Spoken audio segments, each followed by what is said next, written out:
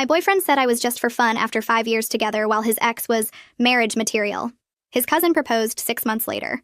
Ryan and I had been together for 5 years and lived in the same apartment for 3. We split rent, had a shared bank account for bills, and his family invited me to every holiday like I was already part of the family. His mom called me her future daughter-in-law at every family dinner, and Ryan would just smile and squeeze my hand. We'd talked about marriage plenty of times, and he always said he wanted to do it right, save up for a nice ring and proposal that I deserved. I believed him because why wouldn't I after 5 years of building a life together? Everything was perfect, until his cousin Ethan came back from working overseas, and they had their big reunion night out. I was supposed to go, but got called into a work emergency last minute. Ryan said he'd be home early since it was just catching up with Ethan and a few old friends. He didn't come home until 4 in the morning, completely wasted. The next day, Ethan added me on social media and started being really friendly, commenting on my posts and sending funny memes. Ryan said Ethan was always like that, super social and friendly with everyone. I thought it was nice that his cousin wanted to get to know me better. 2 weeks later, we were at Ryan's friend Todd's barbecue, and I went inside to grab more drinks from the kitchen. The window was open and I could hear the guys talking on the patio. Todd was asking Ryan when he was finally going to propose since we'd been together forever. Ryan laughed and said marriage was for girls you wanted to build something real with, not girls like me who were just for fun. He actually said I was a good time but not wife material. His friend asked what that meant, and Ryan said some girls you date and some girls you marry, and he'd already met the girl he wanted to marry back in college, his first girlfriend Alyssa, who dumped him sophomore year. He said he still checked her social media every day, and that she was the one who got away. He said I was convenient and fun, but when Alyssa was ready to settle down, he'd be there waiting. They all laughed about how I kept dropping hints about rings and wedding venues while Ryan was just running out the clock. I stood in that kitchen holding beer bottles while my whole relationship crumbled in my head. 5 years of my life with someone who saw me as a placeholder. Every I love you was a lie. Every future plan we made was just him killing time. I walked back outside and acted completely normal. Handed out the beers, sat next to Ryan like nothing happened. He put his arm around me and I let him, even though my skin was crawling. That night I started planning. First, I stopped doing all the girlfriend things Ryan had gotten used to. No more packing his lunch, no more doing his laundry with mine, no more scheduling his appointments or reminding him about his mom's birthday. Ethan kept texting me funny stuff and I started responding more, having actual conversations. He'd ask about my day and remember things I told him. He complimented my promotion at work while Ryan hadn't even noticed I'd gotten one. When Ethan asked if I wanted to grab coffee and catch up since we barely knew each other despite me dating Ryan for years, I said yes. We met up and talked for 3 hours. He told me he'd been impressed with how I handled Ryan's family, especially his difficult sister who hated everyone. He said Ryan was lucky to have someone so patient and understanding. I almost cried because it was the first time in months someone had said something nice about me as a partner. We started having coffee every week, then lunch, then dinner when Ryan was working late, which was always. Ethan would pick restaurants I mentioned wanting to try, remember how I liked my coffee, ask about presentations I was nervous about. Everything Ryan should have been doing but wasn't. After 2 months of this, Ethan told me he had feelings for me. He said he knew it was complicated with Ryan, but he couldn't watch his cousin waste what they had. He said Ryan talked about me like I was temporary, and it made him sick because I deserved someone who saw me as their future, not their placeholder. He said he'd been in love with me since that first family dinner where I helped his grandmother with her walker without being asked. That night I went home and told Ryan we needed to talk. I said I knew about his conversation at Todd's barbecue, about Alyssa, about me being just for fun. His face went white and he started scrambling, saying it was just guy talk, that he didn't mean it, that he loved me. I asked him to propose right then if he loved me. He said he wasn't ready. After 5 years, he wasn't ready. I packed my stuff that night. Ethan helped me move into my new apartment the next day. Ryan called and texted nonstop, saying we could work it out, that he'd change, that he'd propose if that's what I wanted. A month later, Ethan and I were officially together. Ryan lost his mind when he found out at the next family dinner. Ryan's chair scraped against the floor so loud everyone stopped talking mid-sentence. He stood up fast enough that his water glass tipped over and spilled across the white tablecloth. His face was red and his hands were shaking as he pointed at Ethan and me sitting together on the other side of the table. Ethan's hand found mine under the table and squeezed gently, calm and steady, while Ryan started yelling about how we betrayed him and stabbed him in the back. His mom looked confused at first, glancing between the three of us like she was trying to solve a puzzle. Then her eyes landed on our joined hands under the table, and her expression shifted to understanding. His dad set down his fork and told Ryan to sit down and lower his voice because they were having a family dinner. Ryan ignored him completely and kept yelling. Ryan announced to the entire table that I left him for his cousin, making it sound like I cheated on him while we were still together. He said Ethan swooped in and stole his girlfriend and destroyed their family. Several people gasped, and Ryan's aunt covered her mouth with her napkin. I felt my stomach drop because he was twisting the whole story to make himself the victim. Ethan let go of my hand and stood up slowly. Not aggressive, but firm. He looked Ryan in the eye and said that I was single when they started dating. He explained that I broke up with Ryan a month before, that I moved out and ended things completely before anything happened between us. Ethan's voice stayed level and calm, while he told Ryan he needed to accept that we were together now and stop making scenes. Ryan's face got even redder and he called Ethan a liar. Then Cheryl stood up from her seat near the end of the table. I braced myself because Cheryl had never liked me when I dated Ryan. She made comments about my clothes and my job and acted cold at every family event. But she looked at Ryan with this disgusted expression and told him to stop embarrassing himself. She said she always knew he didn't appreciate what he had with me. She said I was patient and kind and dealt with their difficult family better than anyone, and she was glad I found someone who actually valued me. She looked at me and said Ethan was lucky to have me and she hoped we'd be happy together. My mouth literally fell open because I never expected Cheryl to defend me. Ryan started yelling at his sister now, calling her a traitor too. His mom stood up and told both of them to stop it right now. Ryan's mom grabbed my arm and pulled me toward the kitchen. I followed her past the dining room and through the swinging door into the bright kitchen that smelled like roasted chicken. She turned to face me with worried eyes and asked what really happened between Ryan and me. Her voice was gentle, but I could tell she needed to understand. I took a breath and told her about Todd's barbecue, about going inside for drinks and hearing Ryan through the open window. I explained how he told his friends I was just for fun, not wife material, that he was waiting for his ex Alyssa to be ready to settle down. I watched her face change as I talked. Her eyes got shiny with tears and her hand went to her mouth. She looked like I'd just told her someone died. I explained that after 5 years of him calling me his future, finding out I was just a placeholder broke something in me that couldn't be fixed. She pulled me into a hug right there in the kitchen. She was shorter than me, so my chin rested on top of her head. She said she was so sorry for how Ryan treated me. She said she genuinely thought we would get married and she'd been planning what to wear to our wedding in her head. She pulled back and held my shoulders, looking right at me with tears running down her cheeks. She told me she was hurt that her son wasted 5 years of my life when I gave him everything. She said she understood completely why I moved on, and she didn't blame me one bit for finding happiness with Ethan. She said Ethan was a good man who would treat me right. I was crying too by then, and we hugged again. Through the kitchen door, I could hear Ryan still yelling in the dining room. A door slammed so hard the windows rattled. Ryan's car engine roared to life in the driveway and then tires squealed as he peeled out onto the street. The sound faded as he drove away too fast. Ryan's mom and I walked back into the dining room where everyone sat in uncomfortable silence. Then Eric, Ethan's older brother, leaned back in his chair and said Ryan always was dramatic when things didn't go his way. A few people laughed nervously, and some of the tension broke. Ethan's dad made a joke about Ryan probably going to drive around and cool off. People started picking up their forks again and passing dishes. The dinner kept going, but everything felt awkward and forced. Ethan's family made a real effort to include me in conversations like nothing weird had just happened. His aunt asked about my job and seemed genuinely interested in my answers. His uncle talked about a restaurant he thought Ethan and I should try. Ryan's grandmother, who I'd helped with her walker at past dinners, reached over and patted my hand with her wrinkled one. She said she was glad I was sticking around the family. She said she could tell I was good people from the first time we met. I squeezed her hand back and felt grateful that at least some of Ryan's family was on my side. The next week was bad. Ryan sent me text after text, dozens of them at all hours. Some of them begged me to come back and said we could work things out. Others called me horrible names for dating his cousin. He said I was using Ethan to get back at him. He said I never really loved him. He said I was destroying his family. The texts got meaner as the week went on. I saved screenshots of all of them on my phone in case I needed proof later. Then I blocked his number and felt immediate relief when my phone finally stayed quiet. Ryan started posting things on social media. He never mentioned me or Ethan by name, but it was obvious what he meant. He posted about betrayal and how family should be loyal. He posted quotes about snakes in the grass and people showing their true colors. He shared articles about moving on from toxic people. I saw them because mutual friends kept sending me screenshots. Ethan never looked at any of it. When I showed him some of the posts, he just shrugged and said Ryan could post whatever he wanted. He said getting worked up about it would just give Ryan what he wanted. I found that so attractive compared to Ryan's constant need for drama and attention. Ethan just focused on us and our relationship instead of worrying about what his cousin thought. Mila came over on Saturday with coffee and boxes to help me finish unpacking my new apartment. I'd been living there for 6 weeks, but still had boxes in the closet and pictures leaning against walls. She asked if I was really sure about moving on so fast from a 5-year relationship. She said 6 weeks seemed quick to be dating someone new.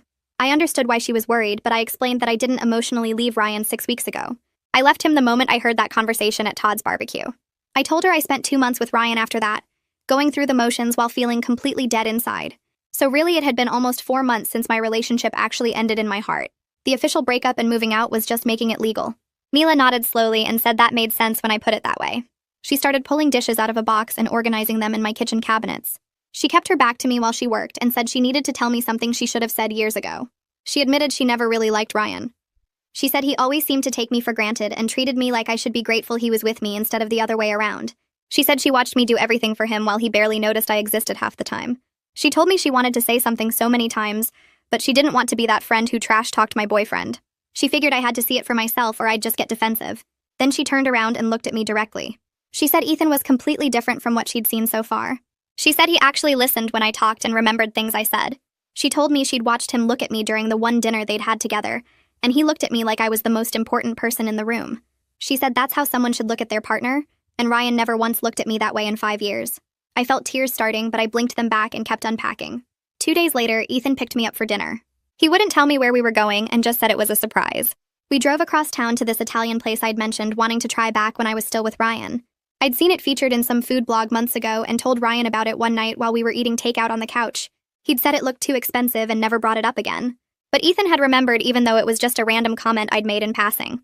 We walked in and the host sat us at a corner table with candles and everything. Ethan ordered wine and asked me about my week. He actually cared about the details of my project at work and asked follow-up questions that showed he was really paying attention. The food came and it was amazing. We talked for 2 hours about everything and nothing. He told me about his time overseas and the places he'd traveled. He asked about my family and seemed genuinely interested in the stories I told about growing up. When the check came, he paid without making a big deal about it. We walked back to his car and I realized this was what being someone's priority actually felt like. And this was what dating someone who saw me as important felt like. Ryan had never once taken me somewhere I specifically wanted to go or remembered random things I mentioned wanting. The next evening, I was at my apartment making dinner when someone knocked on my door. I looked through the peephole and saw Ryan standing there. My stomach dropped. I hadn't given him my new address and I had no idea how he got it. I stood frozen trying to decide what to do when I heard Ethan's key in the lock. He'd started keeping some stuff at my place and had his own key. He walked in and saw my face and immediately knew something was wrong. The knocking came again, louder this time. Ethan walked to the door and opened it. Ryan stood there looking surprised to see his cousin. Ethan's voice was completely calm when he told Ryan I didn't want to see him and he needed to leave. Ryan's face got red and he said he just wanted to talk to me. Ethan said no. I'd made it clear we were done and Ryan needed to respect that. Ryan tried to look past Ethan to see me, but Ethan shifted to block his view. Ryan's voice got louder and he said Ethan had no right to keep him from talking to me. Ethan stayed completely calm and said he had every right to protect his girlfriend from her ex who couldn't take no for an answer. Ryan put his hand on the doorframe and tried to push past Ethan into the apartment. Ethan didn't move. He just stood there blocking the whole doorway with his body. He was bigger than Ryan and it was obvious. Ryan tried to push harder, but Ethan didn't budge. His voice was still calm but firm when he told Ryan to back up and leave. Ryan finally stepped back, but he was yelling now. He shouted that this wasn't over and I couldn't hide behind Ethan forever. He said I owed him a conversation after 5 years together. Ethan said I didn't owe Ryan anything, and if he showed up again, we'd call the police. Ryan stood there for another few seconds like he was deciding whether to try again. Then he turned and walked down the hallway toward the stairs. Ethan stayed in the doorway watching until he heard the building door close. Then he shut our door and locked it and put the chain on. He turned around and I was shaking. My hands were trembling and I felt sick. Ethan walked over and pulled me into a hug. I pressed my face against his chest and tried to breathe normally. He held me tight and told me it was okay. Ryan was gone. We stood there for a long time until I stopped shaking. Then we sat on the couch and Ethan said we should think about getting a restraining order if Ryan showed up again. He said Ryan showing up unannounced after I'd made it clear I didn't want contact was not okay. He offered to stay over more often so I wouldn't be alone if Ryan came back. I nodded and leaned against him. 3 days later, Ryan's mom called me. She asked if I was coming to Eric's birthday party that weekend.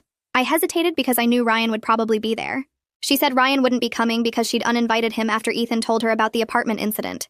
She said she was embarrassed by her son's behavior, and she wanted me to feel safe at family events. She said Eric specifically wanted me there and the whole family wanted to see me. I agreed to come. The party was at Ryan's parents' house on Saturday afternoon. Ethan and I walked in together and his mom hugged me immediately. His dad came over and shook Ethan's hand and then turned to me. He said he wanted to apologize for Ryan's behavior. He said he'd raised his son better than that, and he was sorry Ryan had scared me at my apartment. Eric's wife came over and welcomed me warmly. She said she was glad I was there and handed me a drink. Throughout the afternoon, different family members went out of their way to talk to me and make me feel included. Ryan's uncle asked about my job. His aunt told me about a book she thought I'd like. Eric thanked me for coming and said it meant a lot that I was still part of family events. Everyone was making it clear they were on my side. Later in the afternoon, Cheryl found me alone in the kitchen refilling my drink. She closed the door and said she wanted to talk to me. I tensed up expecting something bad, but she surprised me by saying she owed me an apology. She admitted she'd been jealous of me when I was dating Ryan. She said their mom had always loved me and talked about me constantly. She said it felt like their mom cared more about me than her own daughter. She told me she knew she'd been cold and sometimes mean because of that jealousy. Then she said something that really shocked me. She said now that I was with Ethan instead of Ryan, She actually wanted to be friends. She explained that we weren't competing for their mom's attention anymore since I wasn't dating her brother. She said she'd been watching me with Ethan and she could tell I was genuinely happy. She asked if we could start over. I said yes. Over the next few weeks, Cheryl and I started meeting for coffee. She was actually funny and smart when she wasn't being defensive. She told me stories about Ryan growing up. She said he'd always been spoiled and entitled. She told me about how their parents gave him everything he wanted and never made him work for anything. She said their mom had always made excuses for his bad behavior. She told me about his past girlfriends and how he'd treated them the same way he treated me. She said she'd watched him string girls along for years before moving on to the next one. Hearing these stories explained so much about Ryan's attitude toward our relationship. He'd never learned that other people's feelings mattered. He'd never had to actually work to keep someone. One afternoon, Ethan came home from work looking serious. He sat down next to me on the couch and said his boss had offered him a big promotion. I got excited until he explained the promotion would make his overseas position permanent. He'd have to move back abroad for at least 3 years. My heart sank. But then he smiled and said he'd already turned it down. He told his boss he'd just gotten back and found something more important than career advancement. He said he wasn't going anywhere. I sat there staring at him while my chest got tight and my eyes started burning. He turned down a huge career move for me. For us. After 5 years with Ryan, who couldn't even commit to a timeline for getting engaged, here was Ethan making me his priority after 6 months. I asked him if he was sure, and he pulled me close and said he'd never been more certain about anything in his life. We stayed up late that night talking about actual future plans. He said he wanted to be engaged within a year and married the year after that. He talked about wanting kids eventually and asked what I thought about timelines. He mentioned neighborhoods he'd researched for good schools even though kids were years away. Everything was specific and real, not Ryan's constant someday, and we'll see responses whenever I brought up our future. The next week I started hearing from mutual friends that Ryan was telling people I'd cheated on him with Ethan. He was saying I'd been sneaking around for months while we were still together, and that I'd seduced his cousin to get back at him for something. My friend from work texted me screenshots of what Ryan posted in a group chat with his friends. He made it sound like I was some horrible person who destroyed his family. I felt sick reading the lies, but I didn't want to dignify them with a response. Then Todd texted me out of nowhere asking if we could talk. I was nervous because Todd was Ryan's friend and I figured he believed the lies. We met for coffee and Todd immediately apologized. He said he knew the real timeline because Ryan had told him I broke up clean before anything started with Ethan. He said Ryan was just hurt and lashing out by making up stories. Todd told me he'd already corrected the record with their friend group and told everyone what Ryan actually said at his barbecue about me being just for fun. He said most of the guys felt bad for believing Ryan's version at first. Then Todd surprised me by apologizing for his own part in that conversation. He said he felt guilty for laughing along when Ryan was talking about me like I was temporary.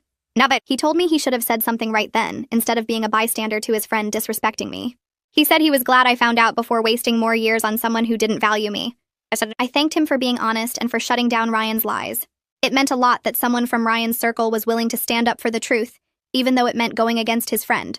3 months into dating Ethan, we took a weekend trip up to this little beach town I'd always wanted to visit. With Ryan, trips were always stressful because he'd plan everything without asking my input, and then get mad if I wanted to change anything.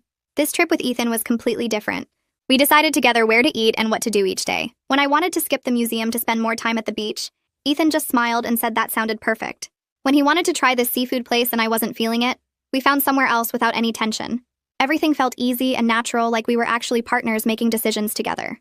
On our last night there, we were sitting on the beach watching the sunset, and Ethan got quiet for a minute. Then he told me he was falling in love with me. He said he'd actually been falling since those first coffee dates when I was still healing from Ryan. He said watching me rebuild my confidence over the past months had been beautiful, and he felt lucky I'd given him a chance despite the complicated family situation. My heart was racing, and I felt tears starting because nobody had ever talked about loving me like that. Ryan said I love you plenty, but it always felt routine, like something you're supposed to say. This felt different. I told Ethan I loved him too, and I meant it in a way I'd never meant it before. With Ryan, I was always trying to earn his commitment and prove I was worth keeping. With Ethan, it felt like partnership and mutual respect. It felt like we were choosing each other every day instead of me chasing someone who was already checked out. We sat on that beach holding each other, and I felt more secure than I had in years. When we got back home, I posted a few photos from the trip and didn't think much about it. 2 days later, I woke up to a long email from Ryan in my inbox. The subject line said, "We need to talk," and my stomach dropped. I opened it, and it was 3 paragraphs about how I never really loved him and just used him for stability. He said I'd probably been planning to leave him for Ethan the whole time, and our entire relationship was a lie. He went on about how I'd manipulated him and wasted his time when he could have been finding someone who actually cared. Requested Reads is on Spotify now. Check out link in the description or comments. The email was copied to his mom, which seemed intentional, like he wanted her to see his version of events. I read it twice and felt angry instead of sad. He was rewriting history to make himself the victim when he was the one who called me temporary, and kept me around while waiting for his ex. I didn't respond to Ryan, but I did forward the whole email to his mom with a simple message saying I thought she should see what he was sending. She called me 20 minutes later apologizing again. She said she was going to have a serious talk with her son about moving on and accepting that our relationship was over. She sounded tired and frustrated with Ryan's behavior. A few days later, she texted asking if I wanted to meet for lunch. I said yes, even though I was nervous about what she wanted to discuss. We met at this little cafe, and she seemed different from usual, more serious. She told me she'd been going to therapy to deal with guilt about how Ryan turned out. She admitted she'd spoiled him growing up and made excuses for his bad behavior instead of holding him accountable. She said she was trying to do better now, and part of that meant being honest about her mistakes. She told me she was sorry for enabling Ryan's treatment of me, and for not seeing the signs that he wasn't serious about our future. Then she said something that made me start crying. She told me she thought of me as a daughter regardless of which cousin I was dating, and she hoped I'd still come to family events. She said she'd grown to love me over the 5 years I was with Ryan, and that didn't just disappear because we broke up. She said watching me with Ethan made her happy because she could see I was actually valued and respected. I told her I'd love to stay part of the family, and I was so grateful she wasn't shutting me out because of Ryan. Sitting there with her, I realized I wasn't losing a family by leaving Ryan. I was actually gaining one because now they saw me as my own person, instead of just Ryan's girlfriend. A week after that lunch, I started packing up my stuff from the apartment I'd been renting since leaving Ryan. Ethan came over with boxes, and we started talking about finding a place together since we were spending every night at one place or the other anyway.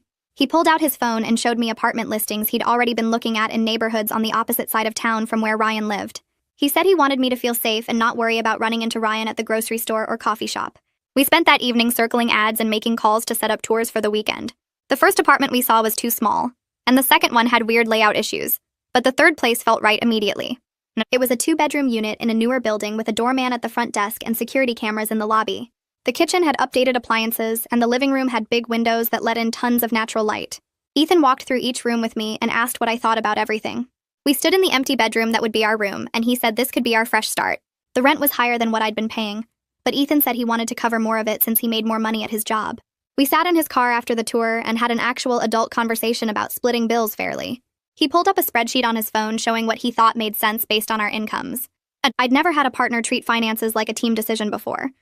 Ryan always acted like he was doing me a favor by letting me split everything 50-50, even though he made twice what I did. We applied for the apartment that night and got approved 3 days later. I texted Ethan the good news, and he called me immediately saying he'd already started packing his stuff. The next week, we were signing the lease and getting keys and planning our move-in date. I posted a photo of the keys on social media without thinking much about it. 2 days before we were supposed to move, someone started pounding on Ethan's apartment door at 9 at night. Ethan looked through the peephole and his whole body went tense.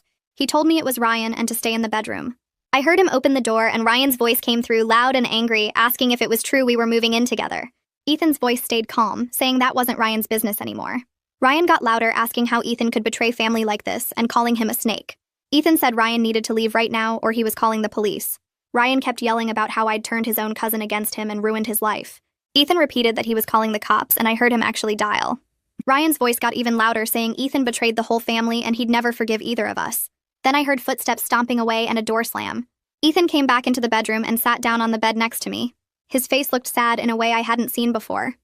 I realized this whole situation was costing him too, even though he never complained about losing his relationship with Ryan. I took his hand and told him if he wanted to try fixing things with his cousin, I'd understand and support whatever he needed to do. Ethan shook his head and said there was nothing to fix because Ryan was just mad about facing consequences for his own choices. He said family didn't mean accepting disrespect, and Ryan needed to grow up. We sat there quiet for a minute and then went back to packing boxes. Moving day came, and Ethan's brother Eric showed up with a truck he'd borrowed. Ryan's mom came too with her husband, and they helped carry furniture and boxes up to our new place. She brought a housewarming gift, this nice set of kitchen towels with a card saying she was happy for us. Having his family there making it clear they supported us meant everything. We got everything moved in one day and spent that night eating pizza on the floor surrounded by boxes. Over the next few weeks, we unpacked and made the apartment feel like home. I hung pictures and Ethan assembled furniture, and we argued about where the couch should go. It felt easy and natural in a way living with Ryan never had. I stopped hearing from Ryan directly, but mutual friends told me he'd been going on dates with different women every week. They said he was posting photos trying to show how great his life was without me. It didn't bother me at all because I was actually happy and not thinking about him anymore. 4 months passed, and Ethan suggested we host a dinner party to celebrate having our own place. We invited Mila and some of my other friends, plus Eric and Ryan's parents and Cheryl. I spent the day cooking while Ethan cleaned and set up the dining room. People started arriving around 6, and the apartment filled up with conversation and laughter.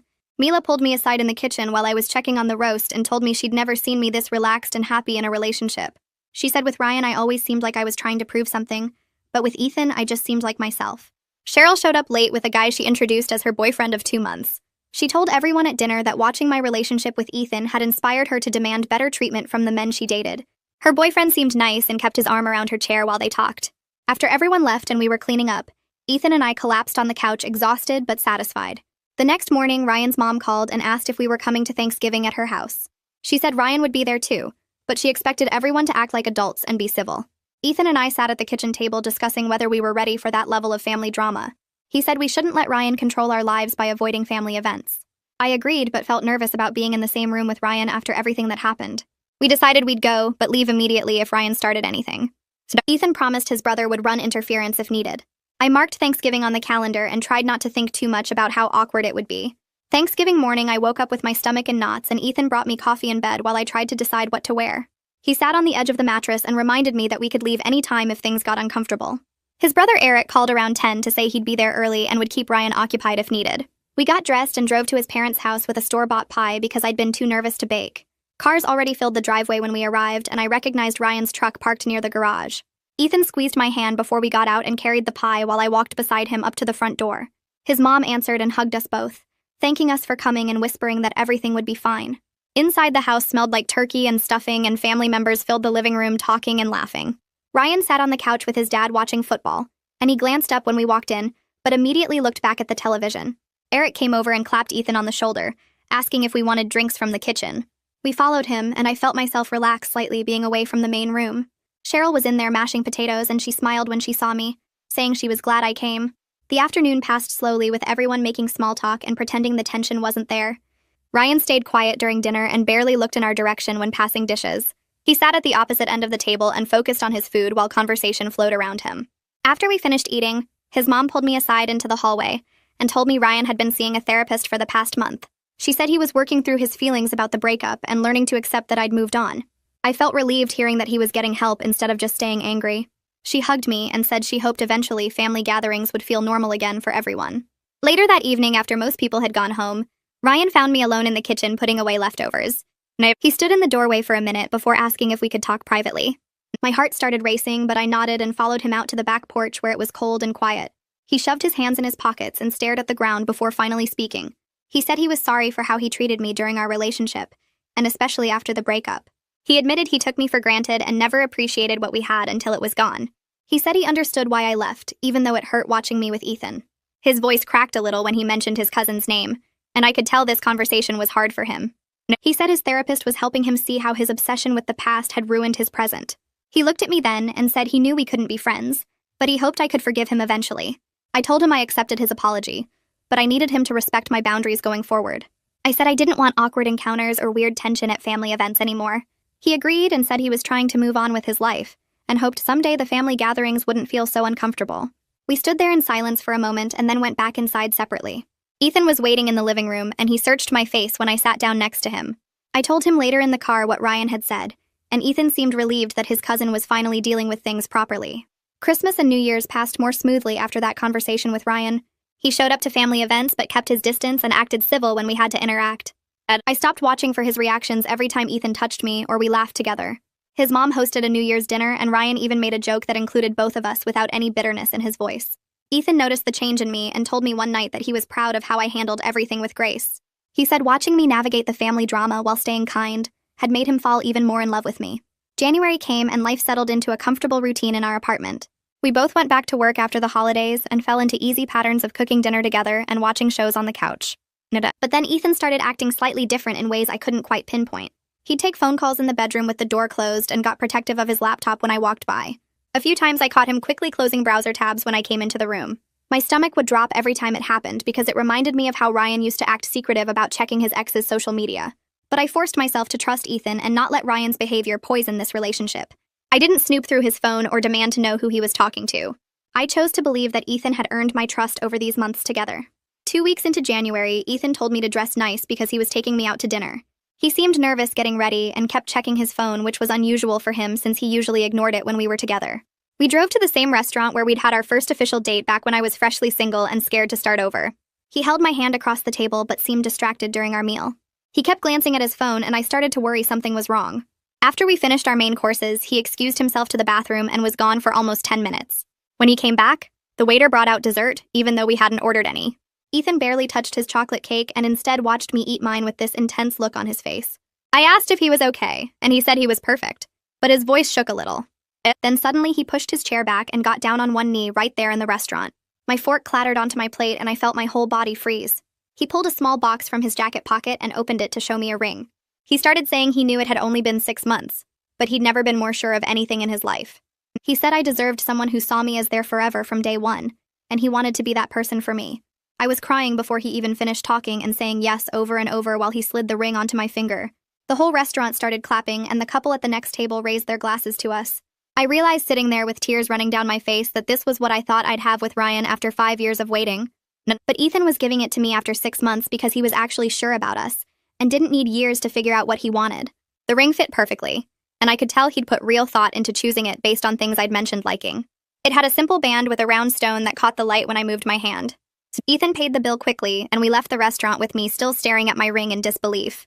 In the car, he admitted he'd been planning this for weeks, and that's why he'd been so secretive. He said he'd gotten approval from my parents when he visited them last month, supposedly for work. He'd also asked his parents and even called Mila to make sure the timing felt right, and I was ready for this step. Hearing that he'd put so much care into planning everything made me cry all over again. We drove home, and I kept looking at the ring on my finger, thinking about how different this felt from all those years of dropping hints to Ryan about marriage. Ethan had wanted this as much as I did, and hadn't needed me to convince him or wait for the perfect moment. He'd just known and acted on it because that's who he was. We sat in the car outside the restaurant, and Ethan pulled out his phone to start making calls. He called his parents first and put them on speaker, so I could hear their excited reactions. His mom started crying happy tears, and his dad congratulated us both, saying he knew Ethan had been planning something special. They asked when we were thinking about the wedding, and Ethan squeezed my hand while saying we hadn't gotten that far yet, but probably within the year. Next, I called my parents, and my mom screamed so loud I had to pull the phone away from my ear. She demanded to see the ring immediately, and I promised to send pictures as soon as we hung up. My dad got on the line and told Ethan he better take good care of me, but his voice was warm and happy. Then Ethan called Ryan's mom because she was basically his aunt, and had always been close to his side of the family. She answered on the second ring, and I could hear the smile in her voice when Ethan told her the news. She congratulated us both and said she was thrilled. Then there was this pause that stretched too long. She cleared her throat and mentioned she would need to tell Ryan, and I felt my stomach drop even though I'd known this was coming. Ethan told her not to worry about it and that we understood it might be awkward for Ryan to hear. She said she'd handle it sensitively, and we shouldn't let Ryan's reaction ruin our engagement night. After we hung up, Ethan kissed me and said everything was going to be fine. We drove home, and I kept looking at the ring on my finger, trying not to think about how Ryan would take the news. The next morning, I woke up to a text from Ryan that just said, "Congratulations, and hope you're both happy." It seemed genuine, even though I could feel the sadness behind it. I showed Ethan, and he read it without much reaction, just nodded and said that was mature of Ryan. A few days later, Ryan's mom called me directly, which surprised me since I figured she'd keep some distance now that I was marrying Ethan instead of her son. She asked how I was doing and if wedding planning had started yet. We talked for a while, and then she mentioned that Ryan was actually dating someone new, and it seemed pretty serious. She said he'd been in therapy and was working on himself, and meeting this new girl had helped him move forward. I felt this weight lift off my chest hearing that because I'd been carrying guilt about moving on so fast. Knowing Ryan had found someone too made everything feel less complicated. She told me not to feel bad about any of it, and that sometimes things work out the way they're supposed to. Wedding planning started the next week, and it was completely different from what I'd imagined it would be like with Ryan. Ethan actually had opinions about things like the venue and the food and the music. He sat with me looking through options and gave real feedback instead of just saying whatever I wanted was fine. When we disagreed about something, we talked it through and found middle ground without either of us getting upset. He wanted a smaller wedding focused on close family and friends, and I agreed because big weddings had never been my thing anyway. We picked a date 6 months out, which felt fast, but also felt right since we'd already been living together.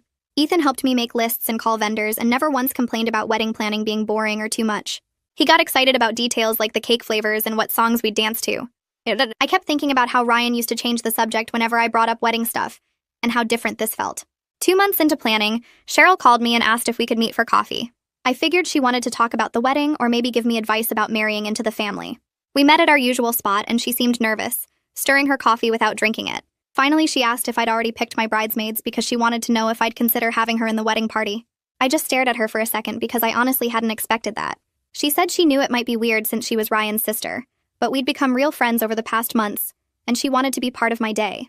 I told her yes before I even really thought about it, because she was right. We had become friends. She hugged me right there in the coffee shop and said she was so happy.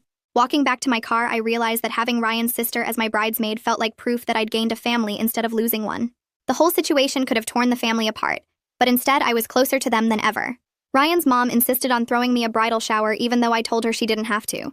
She said she'd been planning my shower in her head for years, and she wasn't going to miss out just because I was marrying Ethan instead of Ryan. She invited both sides of the family and some of my friends, and the day of the shower I was nervous about how everyone would mix. Ryan didn't come, which I'd expected, but he sent a really nice gift with a card that wished me happiness. Everyone at the shower kept commenting on how mature he was being about everything and how much he'd grown.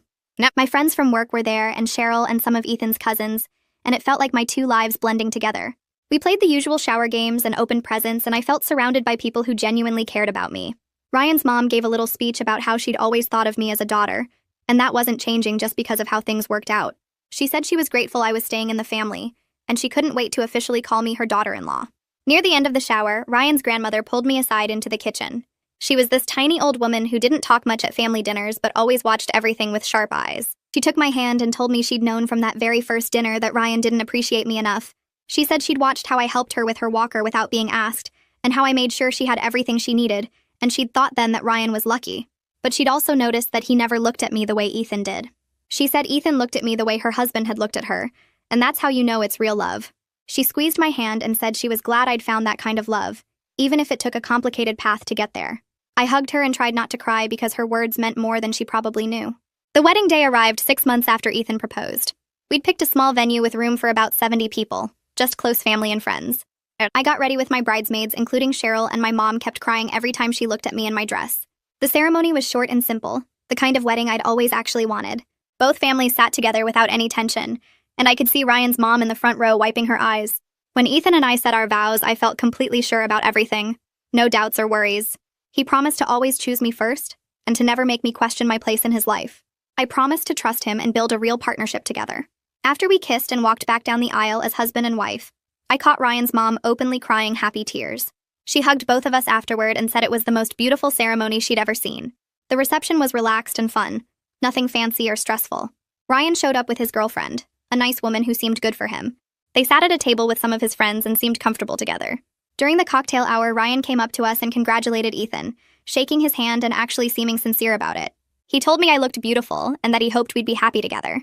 His girlfriend stood next to him smiling, and I could tell she knew the whole story but wasn't bothered by it. They left early, saying they wanted to give us space to celebrate, and I appreciated that gesture. After they left, I felt like I could finally relax completely and just enjoy being married. Ethan and I danced and ate cake and talked to everyone, and it felt perfect in a simple, real way. Our honeymoon was 2 weeks in Hawaii, something we'd planned together based on places we both wanted to see. We spent days on the beach and hiking and trying new restaurants, and it was the most relaxed I'd ever felt. Ethan told me one night while we were watching the sunset that he felt like the luckiest man alive.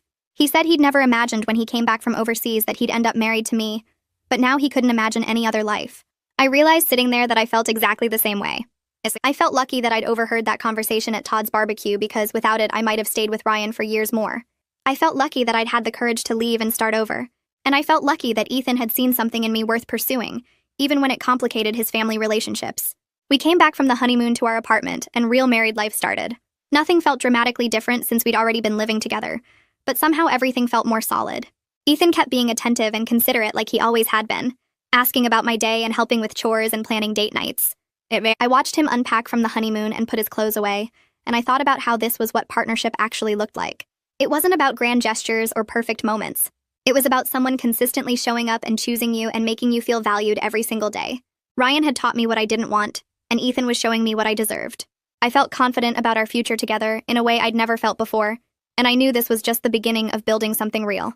3 months after the honeymoon, Mila called me screaming that she was engaged. Her boyfriend proposed at the beach where they had their first date, and she couldn't stop talking about how perfect it was. She asked if I'd be her maid of honor, and I said yes immediately, already tearing up on the phone. We met for coffee the next day to start planning, and she grabbed my hand across the table and told me I inspired her to stop settling.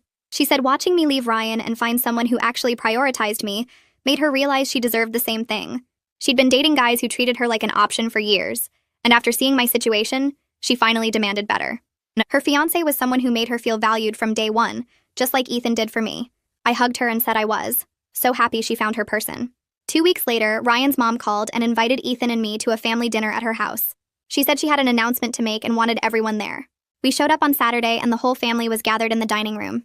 Ryan was there with his girlfriend, a woman named Jessica who seemed nice enough. His mom stood up after we finished eating and clinked her glass to get everyone's attention. She announced that Ryan and Jessica got engaged last weekend, and everyone started clapping and congratulating them. Ryan looked genuinely happy. Not forced or fake like I'd worried he might. Jessica was beaming and showing off her ring to Ryan's grandmother. Ethan squeezed my hand under the table, and I realized I felt relieved more than anything. The family dynamic finally felt balanced with both cousins engaged and moving forward with their lives. Nobody was stuck in the past or holding on to hurt feelings. After dinner, Ryan approached me in the kitchen while I was refilling my water glass. He asked how married life was treating me, and I told him it was great, that Ethan and I were really happy. He said that was good to hear and he was glad we worked out. I asked about Jessica and he lit up talking about her, explaining how they met at his gym and connected over their love of hiking. He seemed genuinely content, not bitter or resentful like he'd been at our wedding. We talked for maybe 5 minutes about normal stuff like jobs and apartment hunting since he and Jessica were looking for a place together. It felt like we'd both finally moved past the hurt and anger. I was grateful we could exist in the same family space without tension or awkwardness. When Ethan and I left that night, I told him it felt like closure in a weird way, seeing Ryan happy with someone else. Our first anniversary came up faster than I expected. Ethan surprised me by taking me back to that coffee shop where we'd met up alone for the first time when I was still with Ryan. We sat at the same table by the window and ordered the same drinks we'd had that day. He held my hand and reminded me that he'd fallen in love with me over coffee before we even started dating officially. He said watching me talk about my work presentation that day, seeing how passionate I was about my career, made him realize I was someone special. I told him I was grateful every day that I gave him a chance despite how complicated it was with Ryan. Life turned out so much better than I ever imagined it could when I was standing in Todd's kitchen hearing my relationship fall apart around me. I wouldn't change anything about how it all happened, because it led me here, to this coffee shop, with someone who saw me as his forever from the very beginning. That's how it went for me. But I know some of you would have handled it totally differently. Let me know in the comments. I'll be reading through them later.